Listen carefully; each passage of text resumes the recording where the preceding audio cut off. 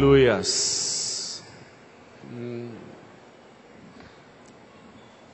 Esperar a turma toda sentar, para a gente poder ter uma reunião só e que todos possam beber e receber da palavra de Deus nessa noite, acerca desse assunto que Deus tem colocado no nosso coração. Sei que Deus já fez várias coisas importantíssimas em nossas vidas. Enumerei algumas delas que são visíveis, porém sei que as invisíveis que foram feitas na individualidade de cada vida, cada coração, são infinitamente maiores e mais abundantes. Uma irmã me procura para dizer que na vinda dela para cá, estava orando a Deus, que Deus falasse acerca dos cansados, dos que estão fadigados, que estão precisando ter forças renovadas, orando, pedindo isso a Deus, no caminho, para o encontro dos iguais. E chega aqui, o Senhor fala, então situações assim deve ter aos montes aí, não? Aleluias por isso, glória a Deus por isso. Irmãos, eu faço questão de pensar isso, porque eu temo que a gente fique igual filho de gente rica. Filho de gente rica é um problema, pode ser um problema, quero reconsiderar. Porque se o pai rico não souber mexer com criança, ele vai ter um problema grave. Chega uma hora que não existe presente que satisfaça. Qualquer presente que você der, fica meio-dia ali, já joga para o canto porque não presta, quer o novo. Eu temo que nós, de alguma maneira, guardadas as devidas proporções, possamos nos comportar assim com o nosso pai rico. Nos acostumamos com tantas coisas boas que ele nos dá, que a gente já trata com desdém, já não valoriza o que deveria ser valorizado. Faço questão de pensar essas coisas, porque elas devem ser valorizadas em cada coração aqui presente. Porque tudo que Deus faz é bom, diz isso na sua palavra, e elas duram para sempre. Tem valores eternos em nós. Irmãos, quero compartilhar com vocês algo que já tem alguns anos que eu comecei a compartilhar fora de Ji-Paraná, para ser mais exato, na roda, no ciclo de pastores mais próximos meus, fora de Rondônia, naquela equipe que nós fazemos parte dela. E com grande entendimento do meu espírito que Deus queria falar e fazer isso aqui em Ji-Paraná. Essa semana, conversando com o Edeilton foi mais o Gilvan e o Onofre no retiro de diáconos. Aí cadê o Edeilton? Cadê a figura? Cadê ele? Aí ele veio todo assustado, passei para conversar comigo. Ele falou, rapaz, não estou entendendo, cara. Chego lá no retiro de diácono, os caras me compartilham palavra que você prega para eles e que você nunca pregou para nós. Eu falei, não, Edeilton, é verdade, e não é só essa não, viu? Tem muitas outras. Porque, irmãos, nós temos que entender que há um tempo de Deus para tudo na igreja. E às vezes os pastores podem pecar por ansiedade. E Deus não está pedindo que esse negócio seja feito ou falado por aqui, você acha que Ele quer falar por aqui. E aí você joga fora aquilo que não deveria ter jogado, né? Inutilmente. Não que a palavra seja inútil, é porque está fora do tempo de Deus, né? Esse tema de hoje é um tema muito semelhante, porque eu comecei a falar dele com os meus companheiros de ministério. mais a nível de extralocal. Depois comecei a compartilhar com o Júnior e Hélio. Depois me arrisquei a falar com os cooperadores. Falei disso no último encontro para os discipuladores. E entendo que chegou a hora da gente começar não apenas a falar, mas a buscar ter um posicionamento claro no nosso coração, no coração da amada igreja. E espero que essa noite se torne um marco na sua vida e que Deus restabeleça esse marco dentro do teu coração, que possivelmente você possa ter perdido ele. Eu queria que você me escutasse hoje com a cabeça assim, didaticamente assim. Você vai me ouvir ministrar. Se o Espírito Santo te fragantear, te mostrar que há coisas na sua vida nessa área, que você está vacilando, que você está errado, que você está pecando, receba essa pregação como um remédio de Deus, um remédio do céu para a sua vida. Se por acaso você não está enquadrado em nenhum dos itens que nós iremos abordar, receba como uma vacina, porque vacina é dada para você não adoecer. Então receba como uma vacina, faça bom uso da palavra de Deus e se vacine nessa noite, para que você não venha sofrer dessa enfermidade lá na frente, que é tão sutil e tão fácil de acometer nosso coração no processo da vida cristã. Por falar em Marco na sua vida, eu queria começar lendo um texto sobre Marco. Não Marcos, Marco. Provérbios capítulo 22, versículo 28.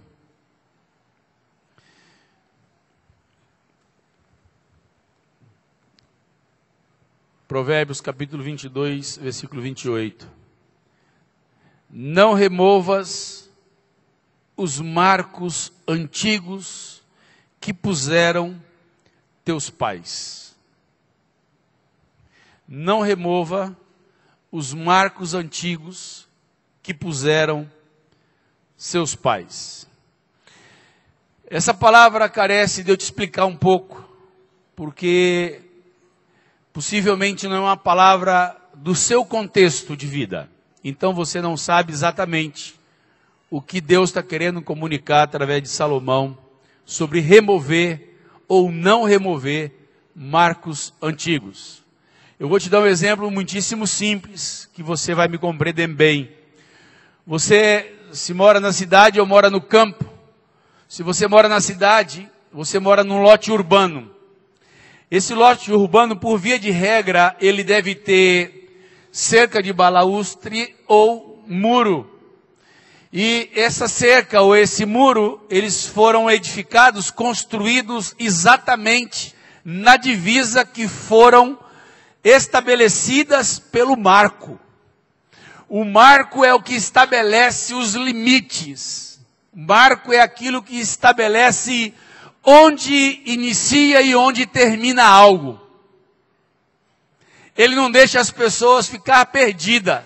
Você imagina você querendo fazer um muro na sua casa, mas você não sabe onde ficam os quatro marcos do seu imóvel, do seu lote.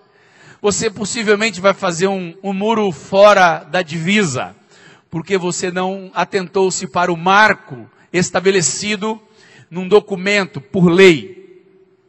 E aqui o apelo é para que não remova, não tire, não mude de lugar. Considere a existência dele e respeite-o. E queridos, eu quero te dizer que nesses alguns anos de vida cristã, me converti em 87, se tem uma coisa que eu vejo o cristão fazer, é mexer em marco. Se tem uma coisa que eu observo as pessoas terem muita facilidade, é mexer em marco. Quer ver um momento que as pessoas gostam de mudar o marco de lugar? Quando vai aplicar a Bíblia nela. Ou quando ela está passando por uma situação que a Bíblia ou a doutrina tem que ser aplicada nela. Ela é tentada a pegar e falar assim, não precisa ser bem assim não. Não é tão duro. Não precisa desse radicalismo todo. Então as pessoas tendem a mover Marcos para poder facilitar ou beneficiar sua própria vida. Que dizer de líderes, pastores, não? Que removem uma facilidade e vai para cá, vai para lá, e assim os marcos são removidos sem nenhum temor. Então eu quero dizer a você que Deus está nos dizendo nessa noite: não remova os marcos antigos que Deus colocou no lugar. Nessa noite eu quero falar de um marco que Jesus colocou. Eu acho que você é igual a mim, valoriza muito Jesus, respeita muito, considera muito e quer honrar muito Jesus. Então, se Jesus colocou um marco num lugar, é bom que a gente respeite esse marco, que a gente observe esse marco, que a gente não remova esse marco, mas que a gente preserve ele conforme ele deve ser preservado. Eu quero falar do marco chamado unidade. Eu quero falar de um marco que Jesus, o santo, amado, bendito Jesus, o perfeito obreiro, estabeleceu para que a gente não remova. Vai que você tenha removido esse marco na tua vida sem nem se aperceber. E hoje é dia, eu quero dizer para você que o Espírito Santo está me falando hoje, é dia dele recolocar o marco da unidade no monte de coração dessa igreja.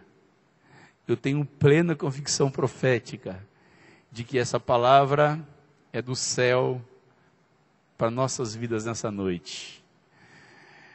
E eu tenho plena convicção de que esse marco vai ser recolocado nos corações que, de alguma maneira, não estavam considerando ele. Que Deus nos ajude. Vamos ler o texto onde mostra-nos o dia que Jesus colocou o marco. Abra a tua Bíblia em João 17. Nós vamos ler dos versículos 21 ao versículo 23. Então vamos ler do versículo 21 ao versículo 23. Esse capítulo, ele foi nominado, ainda que originalmente não exista, mas ele foi nominado como a oração sacerdotal de Jesus, a oração intercessória de Jesus para seu povo, para a sua igreja. E nesses versículos aqui, nós vamos observar o dia em que Jesus estabelece esse marco. Vamos lá. Eu vou ler o versículo 20 para que a gente entenda que estamos incluídos nele, tá bom?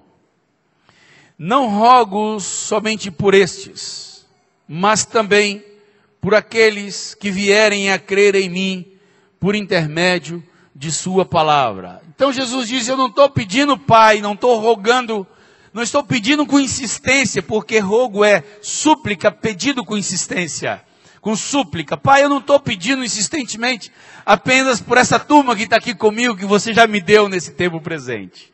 Mas, Pai, eu estou rogando também por aqueles que estarão presentes numa reunião no dia 13 de maio de 2018, numa chácara que tem um ginásio e que estarão sentados. Eu estou rogando por eles também, Pai, porque eles estão lá, porque por sua palavra eles creram em mim. Então, Pai, eu incluo a eles na minha oração.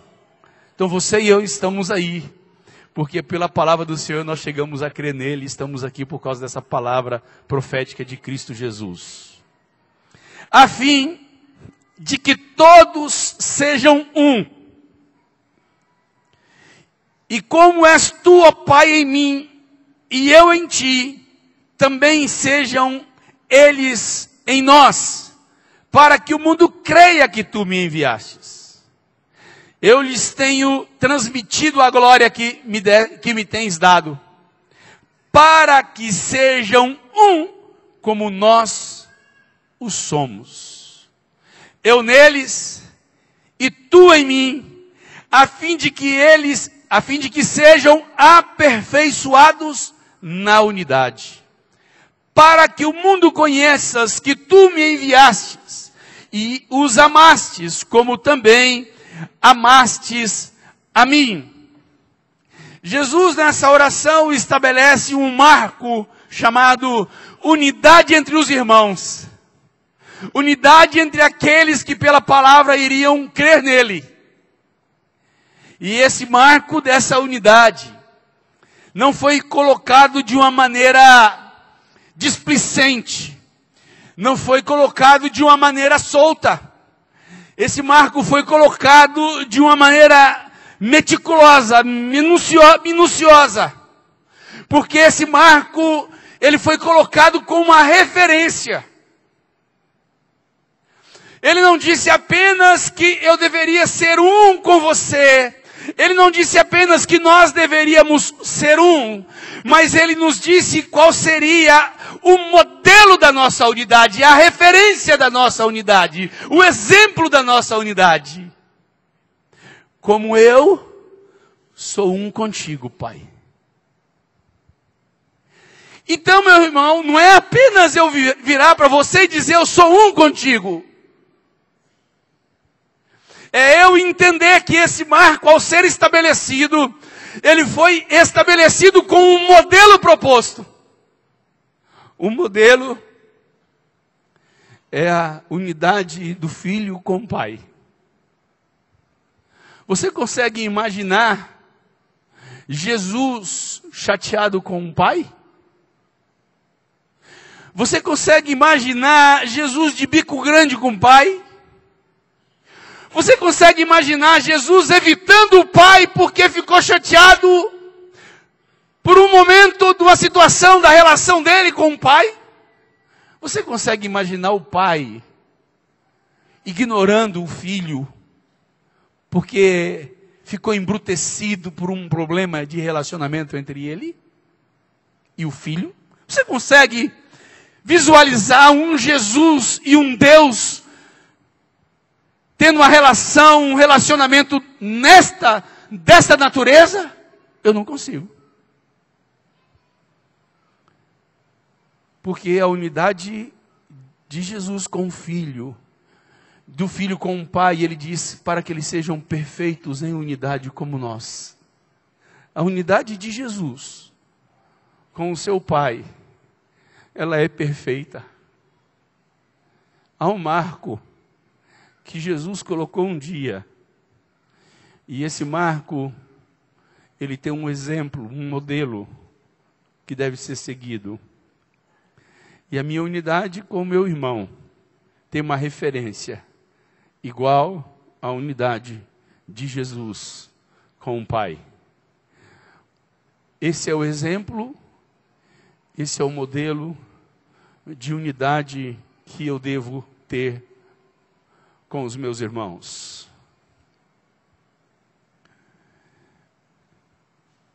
Para que eles sejam um, como nós o somos.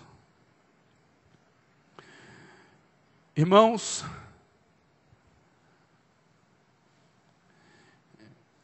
meu coração está assim, podia parar por aqui. Porque eu sei que o Espírito Santo já está começando a te fazer lembrar de um monte de coisas que você está desrespeitando na unidade que você tem que ter com os teus irmãos. Que você está sem temor a Deus, convivendo com a não unidade, com a divisão, como se isso não era problema na tua vida. É um problema grave e nós vamos falar disso daqui a pouco. Mas eu quero, mais uma vez, tirar dos nossos olhos as escamas para que enxerguemos o marco da unidade colocado por Jesus, o santo obreiro do Pai. Ele disse que você e eu temos que ser um, assim como Ele é com o Pai. Se você, como eu, não é perfeito na unidade. Eu quero que você saiba que Ele está nos chamando nessa noite para crescermos no aperfeiçoamento dessa unidade, para que nós não tratemos isso de somenos, que nós não deixemos essas questões passarem desapercebidas. Ele está tirando escama de nossos olhos, para que a gente reconsidere nosso caminho e a gente reconsidere o lugar que o Marco deve viver dentro do meu coração, dentro do meu espírito. Jesus é um com o Pai. O Pai é um com Jesus. Você e eu servimos a um Deus que é unido, que é perfeito em unidade, que não tem separação entre eles. E esse é o modelo da unidade que nós temos que seguir na nossa própria vida, com os nossos irmãos. Muitas vezes nós não paramos para pensar por que nossa vida para de prosperar, por que nossa caminhada cristã deixa de avançar a galope no ritmo do céu. Às vezes nós não paramos para pensar que há uma recomendação bíblica que não apenas abandonemos o pecado, mas também devemos abandonar tudo aquilo que nos embaraça de caminhar a carreira que nos foi proposta, olhando firmemente para Jesus, o autor e consumador da fé. A divisão no teu coração, eu quero que você saiba que é um embaraço enorme para a sua prosperidade espiritual, para seu crescimento espiritual, para que dê certo a tua vida espiritual. Vamos ler se é verdade isso ou não. Mateus, capítulo 12. Jesus estava sendo questionado através dos corações e pensamentos dos homens, porque Jesus estava colocando as pessoas em liberdade, expulsando o demônio, libertando os cativos, e os homens começaram a fazer julgamento acerca da pessoa de Jesus. E Jesus, conhecendo seus pensamentos, diz isso.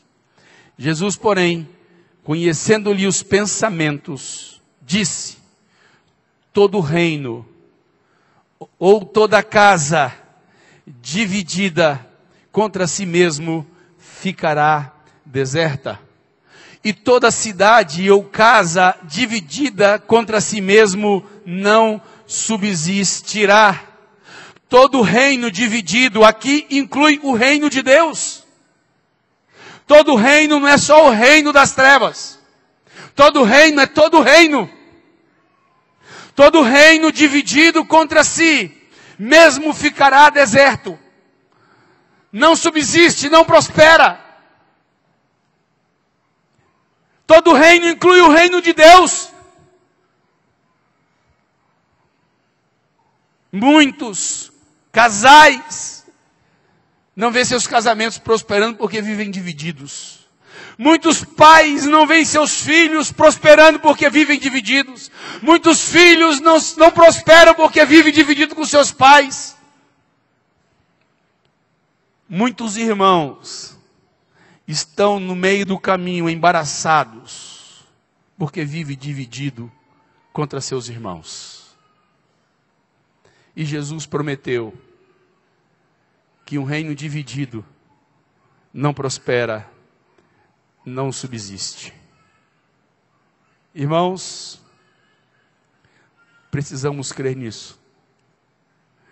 Precisamos crer na palavra de Jesus.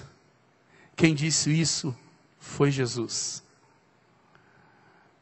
Nunca vi os homens tropeçarem em rochas grandes, mas é comum a gente acertar o dedo em pequenas pedras e machucar-nos. Possivelmente isso tem sido um obstáculo na tua vida cristã e você não tem se apercebido disso. Está dividida com seu marido, dividido com a sua esposa, e a sua vida não anda muito bem. dividido com seus discipuladores, dividido com seus líderes de igreja na casa, os cooperadores, está dividido com seus pastores. E você vai entender daqui a pouco o que eu estou citando de divisão. Mas era importante você entender primeiro que é um marco estabelecido por Jesus, chamado unidade. E esse marco tem um exemplo prático, que é a relação de Jesus e o Pai e o Filho. E é assim que eu devo ser um com vocês, é assim que devemos ser um com os meus irmãos. Que Deus use o remédio ou a vacina nessa noite, mas que Ele use para o louvor da glória dEle. E que você faça uso, abre teu coração para fazer uso disso nessa noite. E quem sabe haja esperança para a tua vida e você mude completamente o teu futuro, porque o seu amanhã depende da decisão que você tomar hoje, inclusive. Porque quem semeia ventos vai colher tormenta, mas aqueles que semeiam no Espírito, do Espírito colhe vida e paz. É noite da gente tomar uma decisão clara no tocante a essa enfermidade, a essa miséria chamada divisão. Amém? Estão me entendendo aí todo mundo? Então amém. Irmãos, eu queria entrar especificamente no que Deus trata e chama de divisão. A igreja primeira, ela tem um lindo testemunho, a igreja de Jerusalém em especial, tem um lindo testemunho registrado, e muitas cartas também têm um testemunho muito similar, mas essa expressão em Atos 4:32 é bastante interessante, porque diz que era o coração e a alma daqueles que criam. Então eles tinham um coração unido, eles viviam unidos, e não é de se estranhar que o final do capítulo, no versículo 47, diz que e caía na graça de Deus e multiplicava o Senhor todos os dias a igreja, aqueles que haviam de ser salvos. Não é por acaso que muitos sinais e prodígios eram feitos pelas mãos dos apóstolos. Eu acho extremamente interessante como eu vejo pessoas reclamando o poder, mas não reclamam a unidade. Reclama poder, reclama manifestação do poder, e eu não vejo essas mesmas pessoas movendo uma palha para arrancar o obstáculo da divisão. E às vezes eu temo que essa reclamação do poder é para que a glória do homem seja manifestada, porque aqueles que querem ver a glória de Jesus optam em ser um só coração e alma com seus irmãos. Irmãos, há uma doença na igreja, e Deus quer nos curar dessa doença. A doença da divisão. Não era por acaso que aquela igreja tinha a manifestação abundante do poder de Deus. Não era por acaso que aquela igreja colhia de rede as suas pescarias maravilhosas. Porque era o coração e a alma daqueles que criam. E estavam juntos e tinham tudo em comum. Esse é o testemunho que a Bíblia dá da unidade que aquela igreja primeira vivenciava. Só que, pela bondade de Deus, teve uma família que teve coragem de ser honestos, íntegros, com o apóstolo. Então chegou aos ouvidos desse apóstolo um problema que estava se instalando numa outra congregação, numa outra igreja, numa outra cidade, chamada Corintos. Quero começar lendo o primeiro capítulo e os primeiros versículos para que você entenda que é um pano de fundo para a gente entender o tamanho do desvio, ora metido nele, que nós como igreja estamos. Para que Deus consiga ampliar e alargar a nossa mente no tocante do tamanho do problema. Em outras palavras, eu quero mostrar para vocês que o filtro que usamos para a unidade hoje, nem de longe ele é bíblico. Ele é um filtro extremamente humano e carnal, que Deus nem dele fala no Novo Testamento. Mas é importante eu ler para vocês compreender. Então, primeira carta de Paulo aos Coríntios, capítulo 1.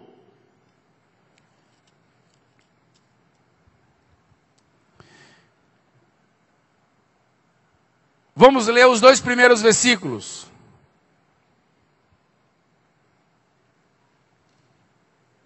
Paulo, chamado pela vontade de Deus, para ser apóstolo de Jesus Cristo, e o irmão Sóstenes.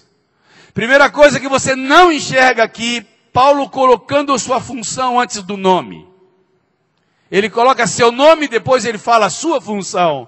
Paulo, chamado pela vontade de Deus para ser apóstolo de Jesus Cristo. Qual que era a função de Paulo? Apóstolo sobre esta cidade, sobre esta igreja. Agora ele vai falar no versículo 2. A igreja de Deus que está em Corinto. Se você não faltou nessa aula de português, e você colocar seus olhos de novo nessa primeira frase, você vai observar que aí tem a ausência do plural. A frase foi colocada no singular. A igreja de Deus que está em Corinto. Então, na cidade de Corinto, tinha uma única igreja, um único grupo de irmãos, um único corpo, um único presbitério. A igreja de Deus que está em Corinto. Imaginemos essa carta sendo escrita hoje para Ji-Paraná. Como é que nós íamos descobrir quem ia receber essa carta? Porque os homens,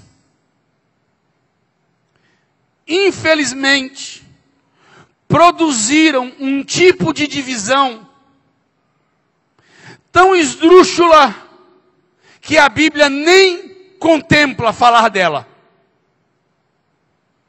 É tão despropositada, é tão antibíblica, é tão humana, é tão carnal, que a Bíblia nem de longe cita a divisão que você e eu hoje consideramos divisão. Quando falamos a palavra divisão, o que remete nossa mente é as múltiplas denominações que existem numa cidade. Igreja A, igreja B, igreja C, porque os homens ousaram chamar um templo feito por mãos de homens de igreja. Completamente antibíblico. Porque a igreja é o corpo de Cristo. Igreja é constituída de homens e mulheres lavados e remidos pelo sangue do Cordeiro. E essa igreja tem uma cabeça que é Cristo. E é para essa igreja que Paulo escreve. Igreja que não era denominada por placas. Igreja que não era separada por templos feitos por mãos de homens. Igreja que não era liderada por ministério A, B ou C. Era uma igreja que tinha Jesus como cabeça e era o único corpo de Cristo na cidade de Corinto. Então, meu irmão, quando você pensa em divisão, você não está pensando o que a Bíblia pensa ainda. E talvez por isso o nosso filtro tenha ficado tão alargado. Talvez por isso o nosso filtro não tenha se ajustado à verdade do Novo Testamento e desse marco estabelecido pelo Cordeiro Santo de Deus, Jesus Cristo, o amado de nossa vida. Irmãos, eu ousei dar um nome para essa divisão que você e eu conhecemos. Eu chamo isso de divisão externa. Porque essa divisão não tem na Bíblia. Então eu estou chamando isso de divisão externa para você entender. Mas eu quero que você saiba que o marco que Jesus estabeleceu foi para que não houvesse a divisão interna.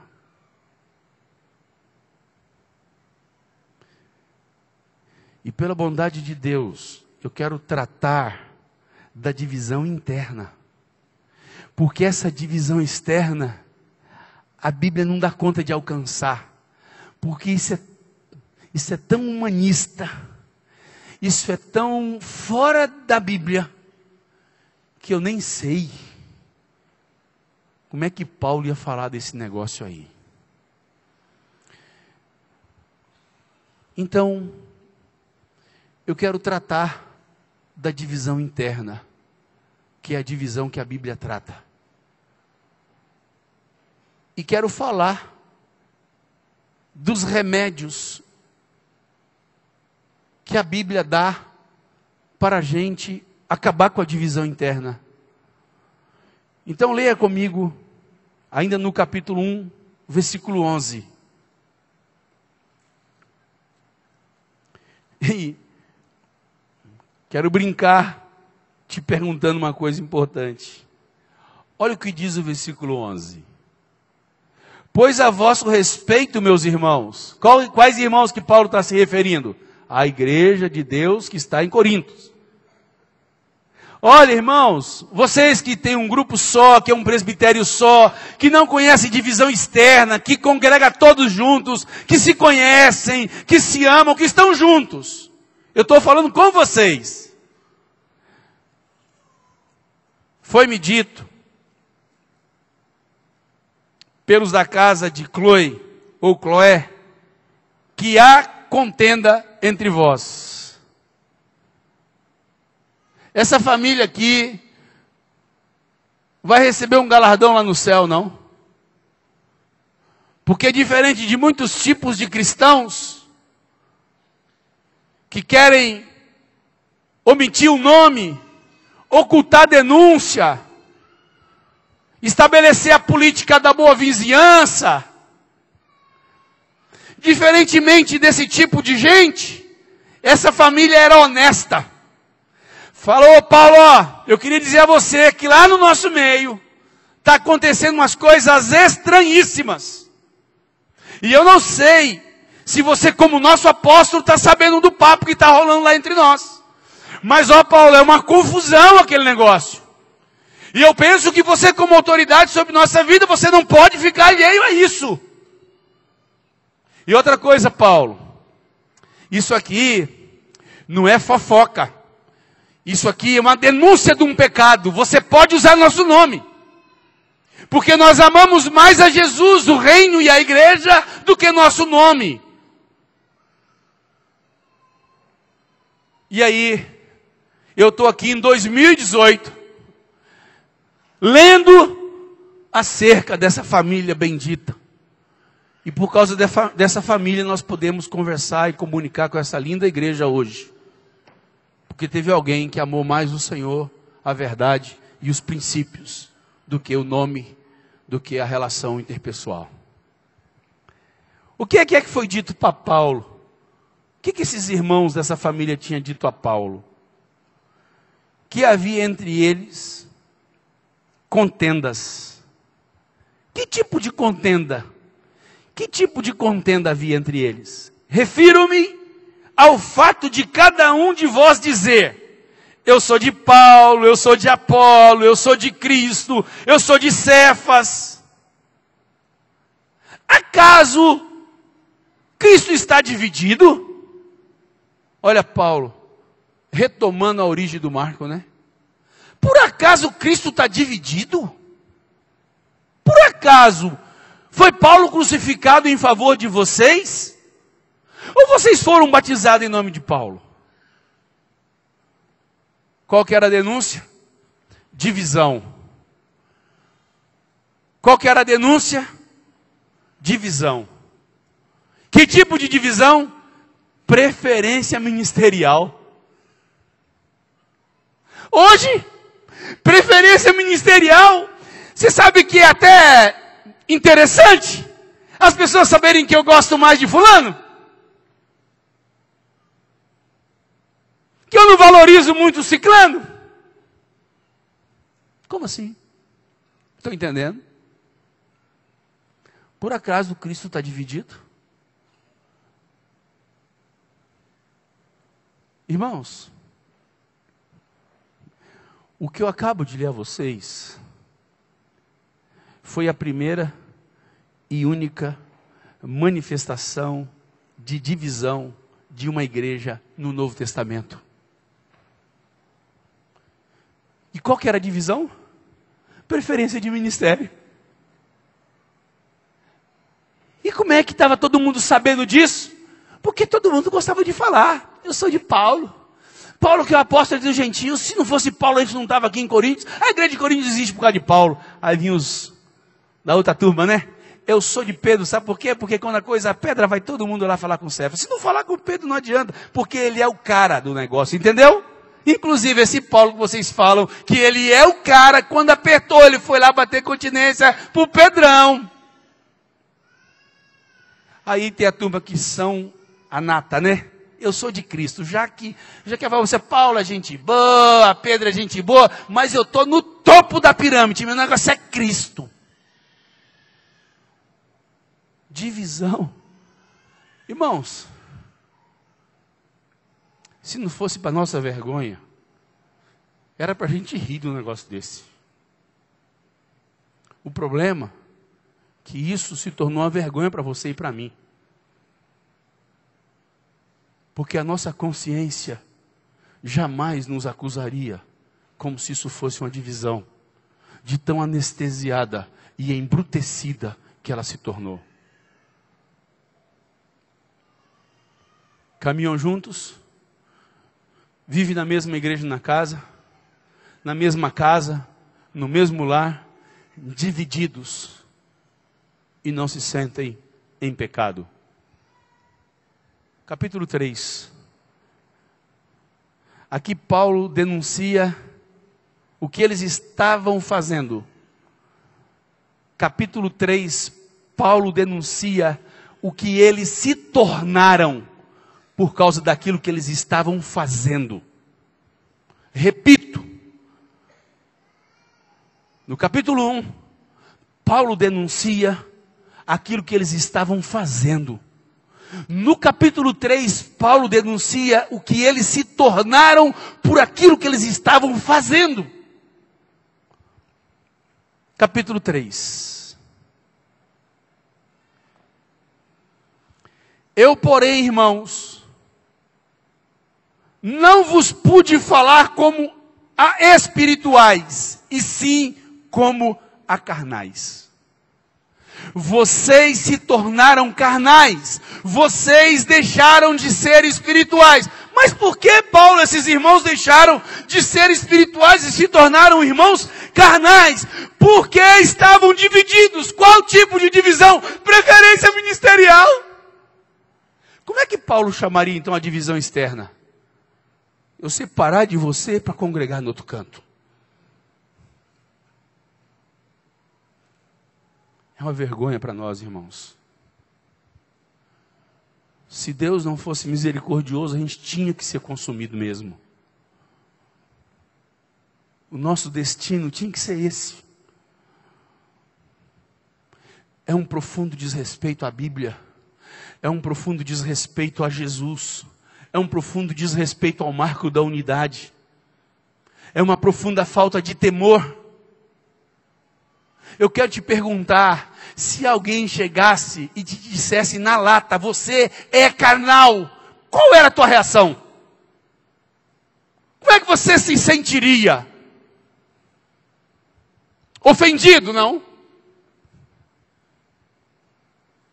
Chateado, não? Agora você vive dividido com teu irmão e não se sente carnal. Não é uma loucura?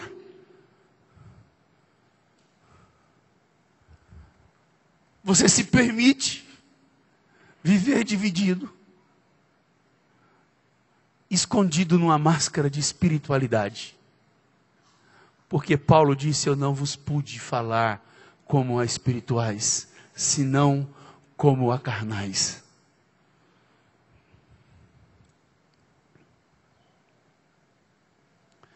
Leite como a criança em Cristo. Leite vos dei a beber. Não vos dei alimento sólido, porque ainda não podíeis suportá-lo, nem agora vocês podem, porque sois carnais. Porque, havendo entre vós ciúmes e contendas, não é assim que sois carnais e andais segundo os homens? Quando, pois, alguém diz, eu sou de Paulo, eu sou de Apolo, não é evidente que vocês estão andando segundo os homens?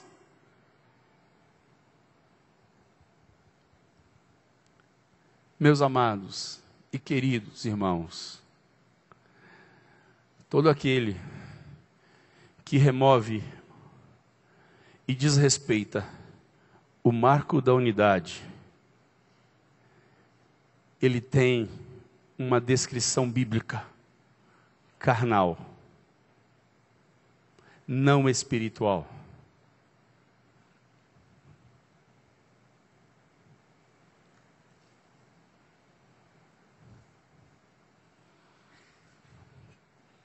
Paulo não alivia. Paulo não olha a divisão interna e faz de conta que não está existindo nada. Paulo corrige. Paulo dá a devida importância. Paulo não deixa os irmãos enganados. Por isso que Deus não quer nos deixar enganados nessa noite. Deus quer produzir em nossa consciência uma realidade bíblica e espiritual quanto à unidade. E não andarmos conforme os homens que essa igreja de Corinto estava andando. Dividida e se sentindo bem. E achando que estava tudo certo com ela.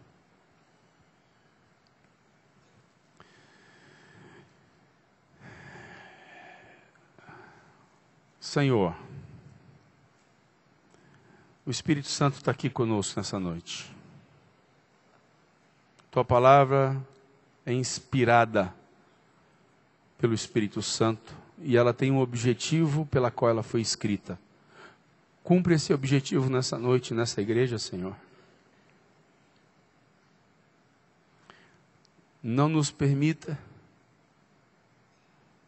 achar que está tudo bem conosco, mesmo tendo divisão no nosso coração contra nossos irmãos. Abra nossos ouvidos e olhos, porque nós queremos abrir nosso coração para sermos curados pelo Senhor. Sermos sarados por Tua palavra, Senhor.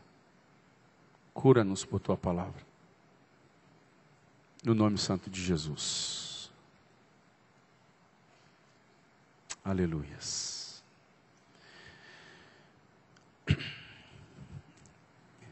Irmãos,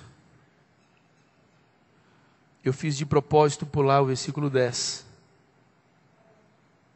Porque Paulo, quando foi corrigir esses irmãos, ele começa falando do remédio, para depois falar da doença. E eu quis mostrar a doença primeiro. Porque se tem coisa ruim, é quando um doente não reconhece sua própria doença. Ele dá muito trabalho para o médico. Ele dá muito trabalho para a família. Porque ele não vai querer fazer exame, ele não vai querer tomar remédio. Ele vai ignorar a sua própria doença. E será uma pessoa muito custosa. E assim, podemos nos tornar custosos para Deus quando a gente não reconhece nossa iniquidade, nossas loucuras e nossas falhas. Por isso quis falar da doença, quis falar do pecado e quis falar da forma que Deus pensa do ponto de vista da unidade. E o que Deus acha da divisão, o que é divisão para Deus. Queria falar para vocês dos remédios bíblicos para curar a divisão. Repito, com toda a honestidade do meu coração, Se até agora você está passando liso, sem ser pego em nada, receba a vacina da agora em diante. Mas se você foi confrontado pelo Espírito Santo, Deus já te fez lembrar da extensão das divisões ora existentes dentro do seu homem interior, receba agora remédio, cura da parte do Senhor na sua vida. Amém? Amém? Amém. 1 Coríntios capítulo 1, versículo 10. Eu quero falar de 5 remédios contra a divisão interna. 5 remédios bíblicos contra a divisão interna. Rogo-vos, irmãos, pelo nome de nosso Senhor Jesus Cristo. Quero parar nessa frase.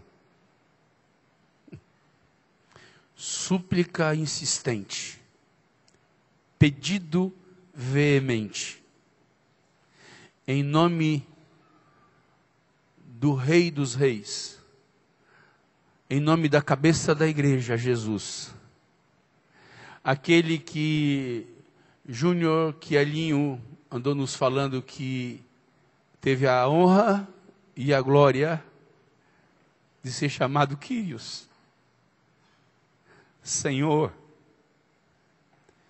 aquele que os céus se abriram e os portais eternos dobraram-se para que ele entrasse e se assentasse num trono de glória. É no nome desse Jesus que Paulo roga. Então é um remédio que nós não podemos desconsiderá-lo. Rogo-vos, irmãos, pelo nome de nosso Senhor Jesus Cristo, que faleis todos a mesma coisa. Primeiro remédio contra a divisão interna: falar as mesmas coisas. Irmãos, Romanos capítulo 15, quero explicar um pouco essa realidade de falar e exemplificar algumas coisas, mas quero ler mais um versículo. Romanos capítulo 15.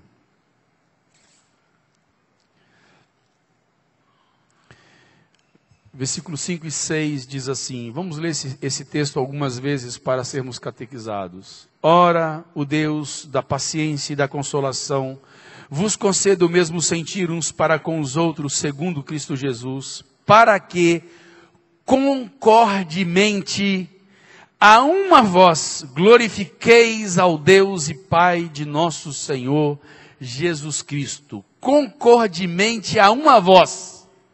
Falar as mesmas coisas é o primeiro remédio contra a divisão interna. Falar as mesmas coisas implica em ensinarmos as mesmas coisas. E só é possível falarmos as mesmas coisas e ensinarmos as mesmas coisas quando nós admitimos ser a palavra de Deus a nossa única fonte de informação. Caso contrário, nós não falaremos as mesmas coisas. Falar as mesmas coisas não é opcional, é doutrina, é mandamento. É um mandamento colocado com rogo. É um mandamento colocado com rogo em nome de Jesus. É um mandamento apostólico. Falem as mesmas coisas. Como podemos receber a doutrina vinda de Jesus e dos apóstolos na sua integralidade? E você, discipulador, você cooperador, você discípulo, irmão nosso, se achar no direito de pensar o que você quer, de escolher o que você gosta. Como isso? Como você se acha no direito de pensar o que você acha mais importante?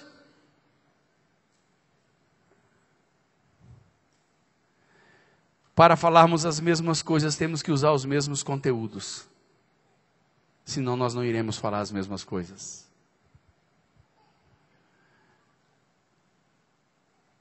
Quando você vai aconselhar, você aconselha as mesmas coisas que todos os irmãos?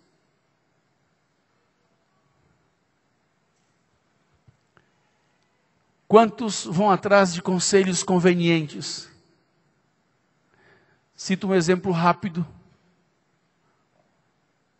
Uma irmãzinha que gosta de colocar uma roupinha que aparece mais do que deveria.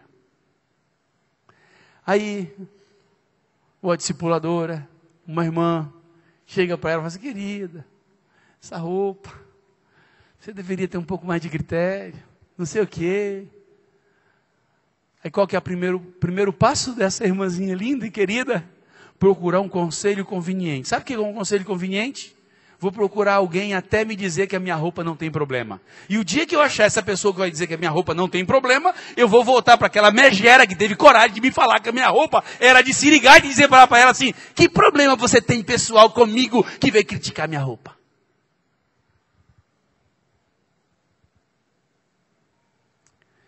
Que faleis todo a mesma coisa. Você empresta teus lábios para poder fortalecer esse tipo de iniquidade na igreja? Você está dividido.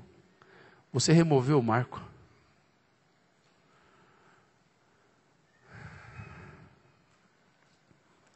Como discipulador, você não tem direito de remover esse marco. Como cooperador, você não tem direito de remover esse marco. E como discípulo, você tem o direito de respeitar esses marcos. E não querer que seja removido por causa da sua carne ou da sua vontade pessoal.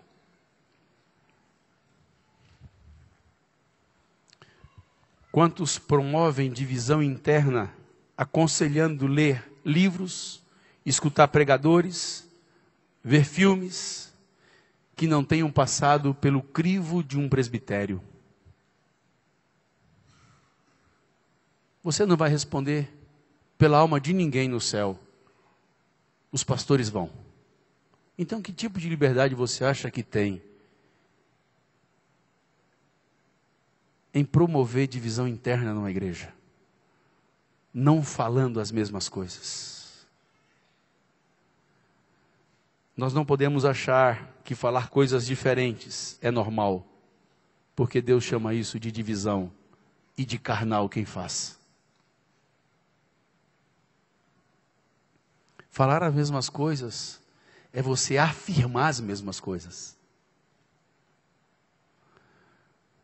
Como pode um presbitério falar algo e você achar que você pode desfalar lá na frente? Desdizer? Sem ao menos ter o temor de achar que está dividindo o corpo de Cristo? Queria perguntar para os nossos discipuladores aqui presentes. Nós temos um material didático produzido por um presbitério, debaixo da autoridade de apóstolos,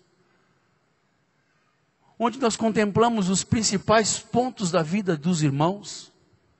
Quando você vai ensinar, você usa o kit dos discipuladores?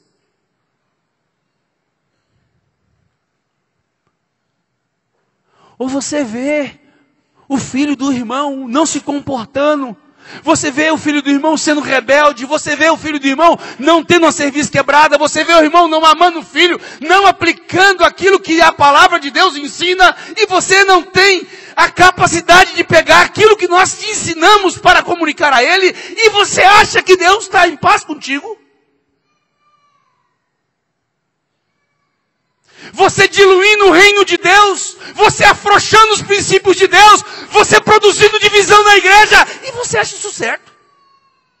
E nem ao menos se vê como um carnal? Remédio contra a divisão: falar as mesmas coisas. Tenho que aprender a aconselhar igual.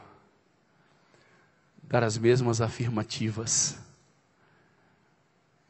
Nós temos que ser unidos, porque é um marco da unidade estabelecido por Jesus. E o remédio é falar as mesmas coisas. Não concordo com esse negócio de mulher se submeter ao marido desse jeito, não.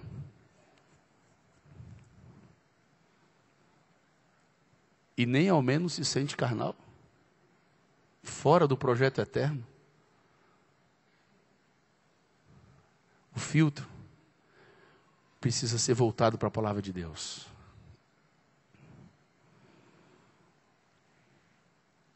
Irmãos, precisamos falar as mesmas coisas. Qual que é o primeiro remédio contra a divisão interna?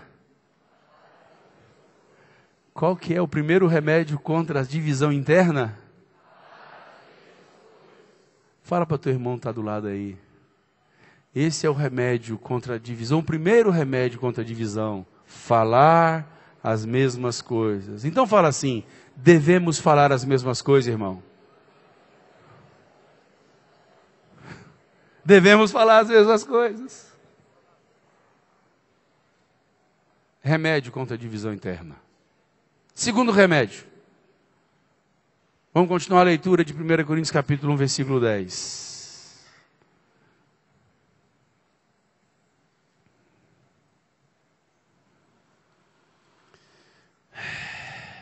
Tem misericórdia, Jesus. Rogo-vos, irmãos, pelo nome de nosso Senhor Jesus Cristo, que faleis todos uma mesma coisa, e que não haja entre vós divisões, antes sejais inteiramente unidos na mesma disposição mental. Segundo remédio, pensar as mesmas coisas. Irmão, você sabe onde é que você tem direito de não pensar as mesmas coisas? No seu trabalho, na faculdade, na sua empresa. Na igreja não. Na igreja devemos estar inteiramente unidos numa mesma disposição mental, pensar as mesmas coisas. Filipenses capítulo 2. Filipenses capítulo 2, versículos 2 e 3.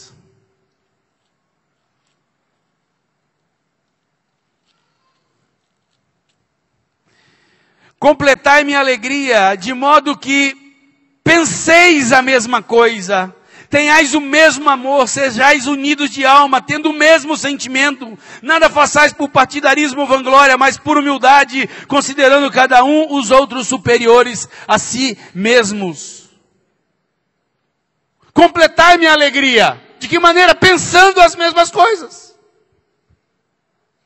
Irmãos, na igreja não tem espaço para a turma do não concordo. A turma do não concordo, o lugar dela é o inferno, é o mundo. Quem ama divisão é Satanás, ele dividiu o céu.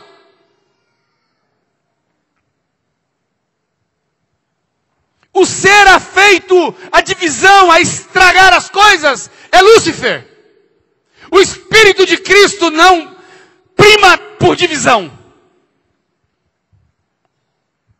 O Espírito de Cristo prima por unidade.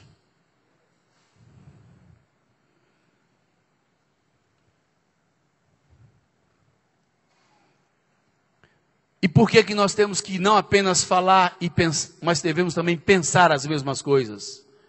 Porque, graças a Deus, né?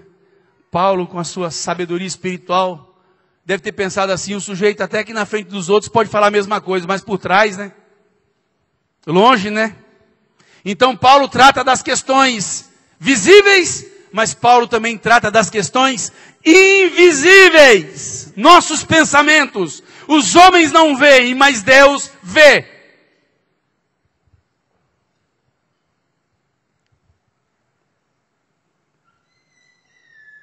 Você pode estar junto, dividido nos seus pensamentos.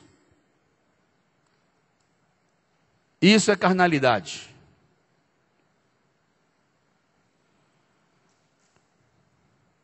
Muitas vezes na frente o discurso é um, mais longe o que prevalece é o que Jesus ensinou. A boca fala daquilo que o coração está cheio. Às vezes a gente pode se comportar como um animal adestrado, mas não como um convertido em Cristo Jesus, transformado.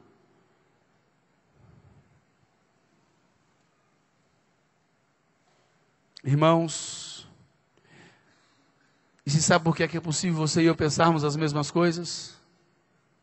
Porque Deus, sabendo que nossos pensamentos velhos não valiam para nada, Ele nos disse: transformai-vos, pois, pela renovação de vossa mente, para que experimenteis qual seja a boa, agradável e perfeita vontade de Deus. E isso só foi possível porque Paulo diz isso na carta dele também aos Coríntios, que vós tendes a mente de Cristo. Como você pode ter a mente de Cristo e se dar o luxo de pensar diferente?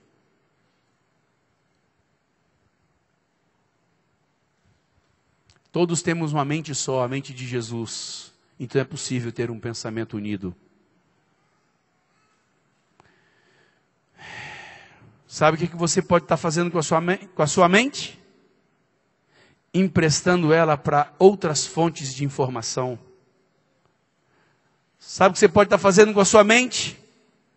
Bebido de outras fontes. Aí você não vai dar conta de pensar igual.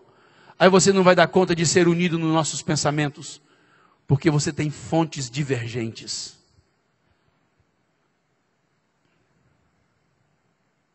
Muitos irmãos inventaram um versículo novo.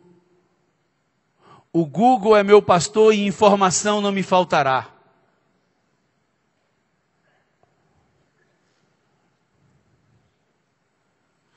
Você empresta a tua mente para as fontes, vive dividido, ainda se acha espiritual, metido no saber, porque o saber ensoberbece. Eu quero te dar uma péssima notícia ou uma excelente notícia. O Google não prestará conta da sua vida com Deus. Então vai você e o Google para o inferno junto. Cuidado. Pelo que me consta, Google não está elencado em Efésios 4:11. Eu posso estar conhecendo pouco Bíblia, mas lá o que eu conheço é apóstolos, profetas, evangelistas, pastores e mestres. Não tem Google naquela relação.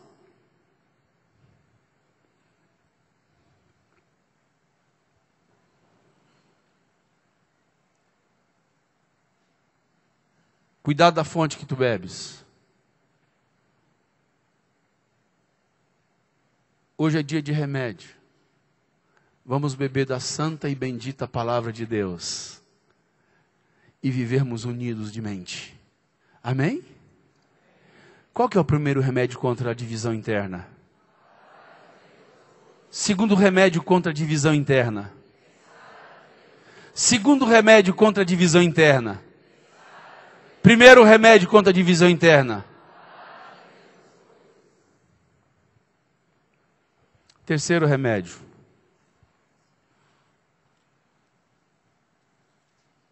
Vamos voltar para Coríntios 1 ainda.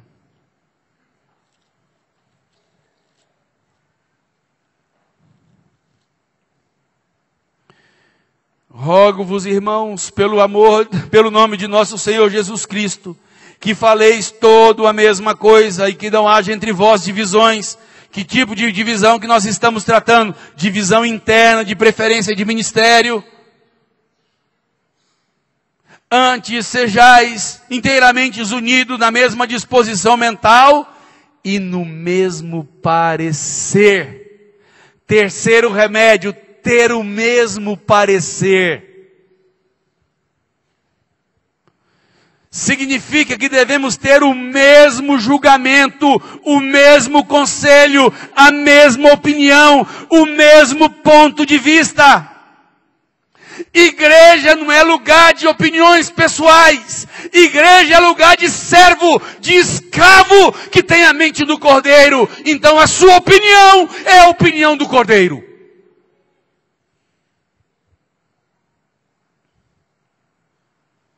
Igreja não é lugar de opiniões divergentes. Quantos que ao se converterem, trazem os princípios mundanos, herdados dos pais, e querem continuar praticando e falando deles na vida da igreja.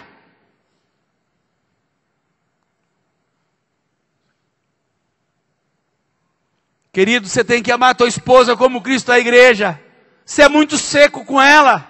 Ah não, mas é meu jeitão mesmo. Meu amigo, esse jeito acabou-se na cruz. Você é nova criatura. O Evangelho é o poder de Deus para transformar a vida do homem. Senão você não se converteu ainda.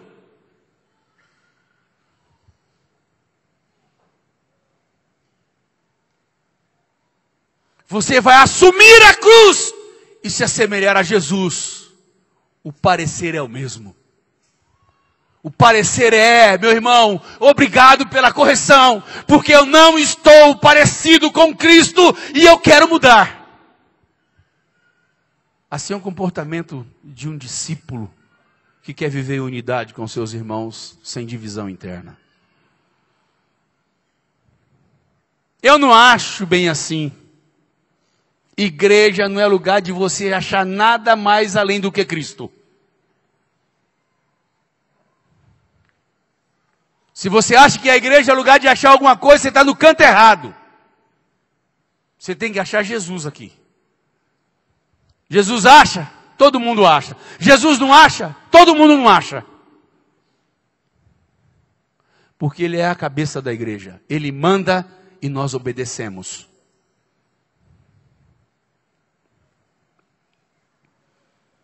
Não concordo, acho que não deveria ser feito assim. Igreja não é para esse tipo de gente. Igreja é para ovelha. Ovelha segue pastor. Ovelha não tem vontade própria. E aqui todo mundo se rendeu ao pastor e bispo de alma, Jesus.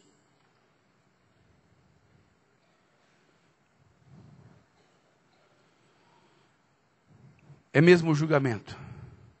É mesma opinião, é mesmo conselho. Aquela roupa indecente vai ser indecente sempre, porque a Bíblia não muda por causa da sua indecência. A Bíblia vai continuar te dizendo, aprenda a possuir teu corpo em honra, em santidade e honra, porque ele pertence a Deus. Portanto, glorificai a Deus no teu corpo. E ponto final. Igreja é isso. Igreja é lugar de fazer a vontade de Deus, é de se sujeitar. Por isso, esse remédio é muitíssimo importante, ter o mesmo parecer. Repito a pergunta. Será que você se sente carnal, não tendo o mesmo parecer? Ou você ainda se sente espiritual e mais esperto que os demais? Eu quero que você saiba que Deus te qualifica como carnal. O apóstolo fez isso. Porque o remédio contra a divisão interna é ter o mesmo parecer. Também bebendo de fontes estranhas, não? Como vai ter o mesmo parecer? Você não tem liberdade de postar em WhatsApp o que John Piper falou, o que não sei quem falou. Você não tem esse tipo de liberdade. Quem falou que você tem? Eu achei um texto super lindo, mas é antibíblico. E aí? Os irmãos têm um barato aí de ficar fuçando textos humanistas, cheio de palavra positivista, cheio de pensamento positivo. Engraçado, malhavam os irmãos que tinham a caixinha de promessa, e esses WhatsApp viraram verdadeiras caixinhas de promessas, sem Bíblia. Filósofos, pensadores, pelo menos os irmãos denominacionais usavam a Bíblia, né? Para falar das promessas. Tem uma turma que conseguiu ser pior. Não precisa nem ser bíblico. Se as palavras forem bonitas e me colocar para cima, posto porque vai edificar. Vai edificar.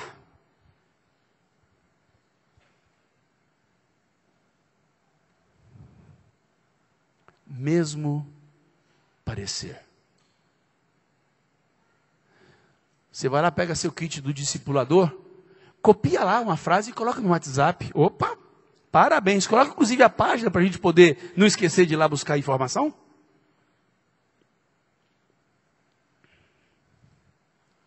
Quanto tempo jogado fora, fortalecendo uma divisão interna, e nem ao menos se percebe que está dividindo a igreja, e que vive dividido com a igreja. Cadê seu kit cooperador? O que você faz com ele? Cadê tua apostila de fundamento 1 e 2? O que tu faz com ela? Por que tu não posta as coisas que nos unem? Que produzem o mesmo falar, o mesmo pensar e o mesmo parecer?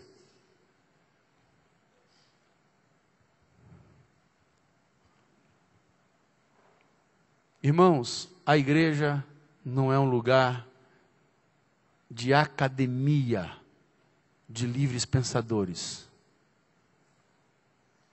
Não é. Tampouco um ambiente acadêmico de debatedores. A igreja é a casa de Deus, onde Jesus é a cabeça e nós somos membros uns dos outros e devemos nos sujeitar a essa cabeça e vivermos unidos uns com os outros. Isso é a igreja.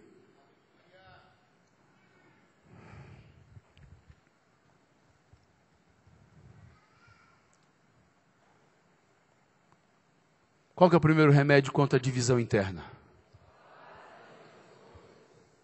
Fala com convicção, então. Qual que é o primeiro remédio contra a divisão interna?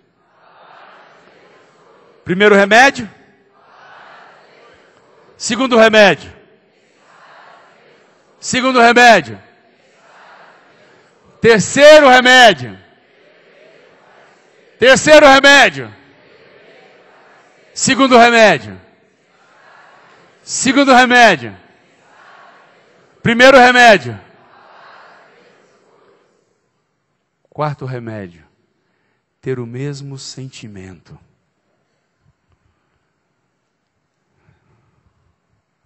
Agora vai falar de nossas entranhas, do nosso homem interior. Vou dizer a vocês que eu não vou ler todos os textos, como eu disse, porque eu sei que eu estou delongando, que eu estou trazendo uma doutrina, eu sei disso, porém é necessário. É igual aquelas consultas de médico que você demora um pouco mais, você tem que parar lá para ouvir, não tem jeito. Mas eu espero que o remédio seja o suficiente para te curar e nos curar como igreja nessa noite. Tem um texto que faz parte de nossa catequese, que a gente memorizou, que é o versículo 5 de Filipenses capítulo 2. Só que esse texto ele começa um pouquinho antes. Ele vai falar um pouquinho antes de algumas coisas importantes, que eu já li ele, mas eu quero ler novamente. Versículo 2, versículo 3 e versículo 5. O versículo 5 nós já memorizamos. Tende em vós o mesmo sentimento que houve. Vamos falar então? Tende em vós. Vamos falar de novo? Tende em vós o mesmo sentimento que houve em quem? Então, qual é o único sentimento que você e eu podemos ter? O que houve em quem? Então, o sentimento que houve em Cristo Jesus não deixou Jesus de biquinho grande. Quando o Pai falou para ele, não come agora, faz a minha vontade. E por que por vezes nós temos um sentimento que é desconexo ao sentimento de Jesus? Nos chateamos com os irmãos e achamos que isso está tudo certo.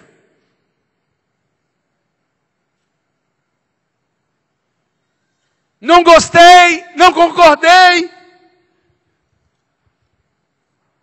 Tem irmãos que ficam observando a inflexão de voz. Para depois dizer assim, não, mas você falou muito alto comigo aquele dia. Aí eu te pergunto, mas o que é que eu falei com você? Qual foi o conteúdo da minha conversa? Não importa, porque ele não queria ouvir o conteúdo, estava a fim de se esquivar-se.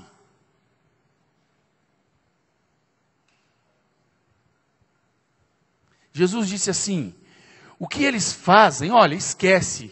Mas o que eles dizem, nós temos que aprender a ter o mesmo sentimento que houve em Cristo Jesus, para não vivermos dodóizinho com os nossos irmãos, por qualquer coisinha nos separarmos, por qualquer coisinha não querer nos cumprimentarmos, por qualquer coisinha ficarmos embrutecidos uns com os outros, e ainda ter coragem de chegar na congregação, levantar as mãos, cantar louvores a Deus, ler a palavra de Deus, tomar a ceia, como se não fosse carnal.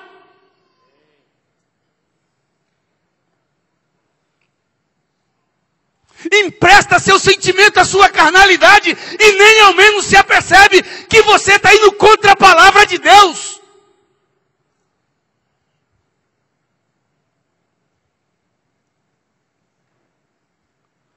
A cruz acabou com a inimizade.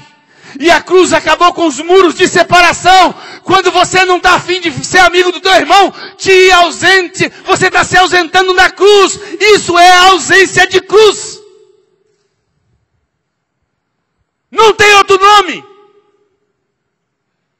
E cuidado, porque Paulo dizia, ele dizia, até chorando digo isso, que se tornaram inimigos da cruz de Cristo. Cuidado que seu sentimento pode produzir inimizade contra a cruz.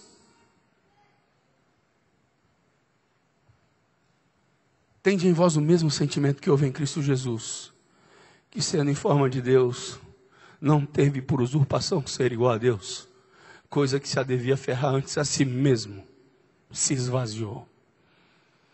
Falta de esvaziamento, por isso que não consegue ter o mesmo sentimento. Falta de humilhação. Falta o considerar o seu irmão superior a você. Falta valorizar o que Cristo fez na cruz pelo teu irmão. Falta de valorizar o sacrifício eterno de Cristo. Aí não consegue ter o mesmo sentimento. Mas a solução contra a divisão é você ter o mesmo sentimento com seu irmão. E é o sentimento de Jesus, que é o sentimento de perdoar, o sentimento de ser perdoado, o sentimento de se amar, o sentimento de suportar, o sentimento de caminhar a segunda milha, o sentimento de virar o outro lado, o sentimento de pagar o mal com o bem. Esse é o sentimento que houve em Jesus.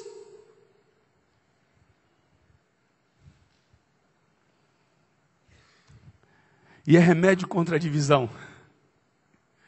Temos o mesmo sentimento. Yasmin, meu amor por ti não é questão de preferência. Não é. É de realidade espiritual, Yasmin. Porque o que me uniu a você foi a cruz. Se não fosse Jesus, Yasmin, eu não ia te conhecer. Você não seria minha amiga, você não seria minha irmã. Então a natureza da minha relação com você, ela é espiritual, ela não é humana e carnal. Mesmo sentimento que houve em Cristo. Precisamos resgatar a nobreza do sentimento que Jesus tem em si, para com os nossos irmãos também. Mesmo sentimento, remédio contra a divisão interna. Remédio santo. Remédio de Jesus. Remédio dispensado naquela cruz santa e bendita. Remédio que transforma os homens. Deixa de ser brutos e indolentes para serem homens amáveis e puros e santos na presença do Senhor. Cheios de eternos afetos de misericórdia. Só a cruz pode fazer isso. Por isso, irmãos, sentir as mesmas coisas é remédio contra a divisão interna. Qual que é o quarto remédio contra a divisão interna? Sentir as mesmas coisas. Qual que é o quarto remédio contra a divisão interna? Como nós suportaríamos melhor os irmãos se sentíssemos igual Cristo sente, né? Quantas picuinhas iriam ser evitadas por abrigarmos os mesmos sentimentos. Quantas amizades podem ser desfeitas por não termos o mesmo sentimento. Que Deus use esse santo remédio na nossa vida nessa noite e restaure a beleza da unidade como um marco estabelecido por Jesus naquela sua bendita oração em João 17. Vivamos em harmonia uns com os outros. Que venhamos acolher assim como Cristo nos acolheu. Que venhamos servir como Cristo nos serviu. Temos o mesmo sentimento, uns para com os outros. Quinto remédio, fazer as mesmas coisas. Filipenses capítulo 1, versículo 27 e versículo 30. Vivei acima de tudo, por modo digno do Evangelho de Cristo, para que eu indo ver-vos ou estando ausente, ouça no tocante a vós outros, que estáis firmes em um só Espírito, como uma só alma, lutando juntos. Lutando juntos. É um só Espírito, uma só alma e lutando juntos. Nós temos que aprender a fazer as mesmas coisas, a lutar juntos. Filipenses capítulo 1, versículos 27 e versículo 30.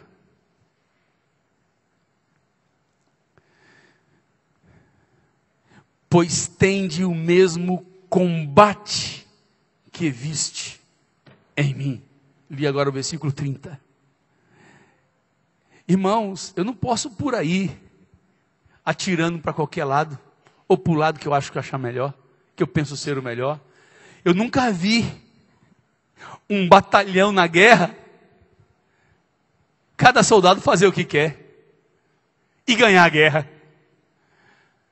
Um batalhão de guerra, e nós estamos em guerra, a Bíblia fala sobre isso. E nós somos arregimentados, somos soldados, e a Bíblia fala disso. Se nós não lutarmos juntos, se nós não fizermos as mesmas coisas, vamos lutar individualmente e nós não ganharemos a guerra. Um soldado, quando sai do seu pelotão, ele pode até matar 1, 2 inimigos, mas com certeza, fatalmente, ele não ganhará a guerra, mas ele será morto. A igreja tem que lutar junto. A igreja tem que fazer as mesmas coisas. Irmãos, é o seguinte, vamos todo mundo jejuar essa semana. Eu acho que não preciso jejuar, minha vida está... Irmãos, nós vamos ler essa semana Efésios, o livro de Efésios todo. Eu quero ler 1 João. É pecado ler 1 João? Não. Mas batalhar sem ser junto é uma denúncia que você vive dividido. Irmãos, vamos dar gancho essa semana, proclamar, falar do amor de Jesus. Aí chega no próximo sábado, encontro caseiro, e você...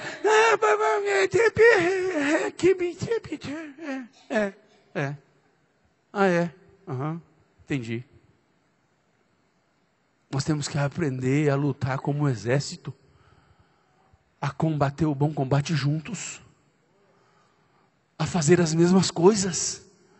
Como Paulo fala desses obreiros que andavam com ele, eles tinham coesão nas ações deles. Paulo chega a dizer, fazendo, olha que expressão linda no versículo 30, pois tendes o mesmo combate que viste em mim, mesmo longe vocês lutam igual me viram lutar. Coesão no fazer, faziam igual, faziam a mesma coisa. Precisamos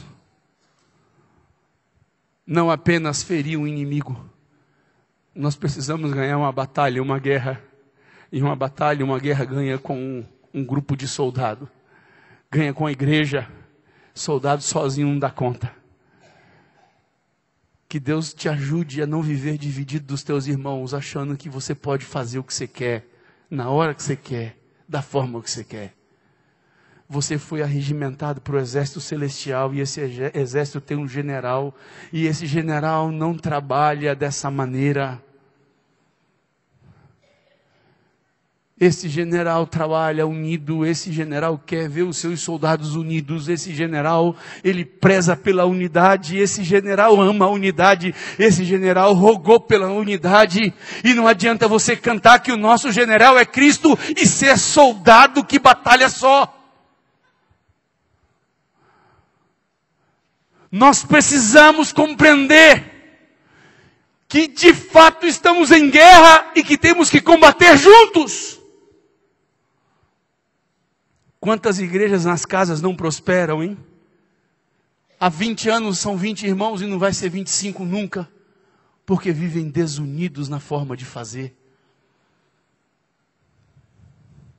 Cada um puxa para um lado. É como um cabo de guerra. Não trabalham a favor, trabalham contra.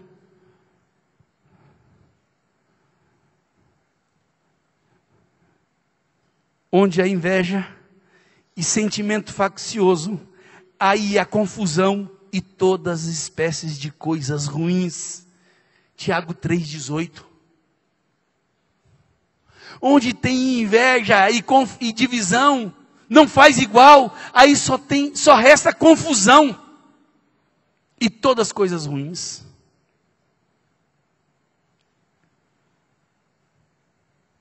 Fazer as mesmas coisas é o quinto remédio contra a divisão interna. Ter o mesmo sentimento é o quarto remédio para a divisão interna. Precisamos usar esses remédios para que Deus nos cure nessa noite e que sejamos inteiramente unidos na presença do Senhor. Amém, meus irmãos? Amém mesmo?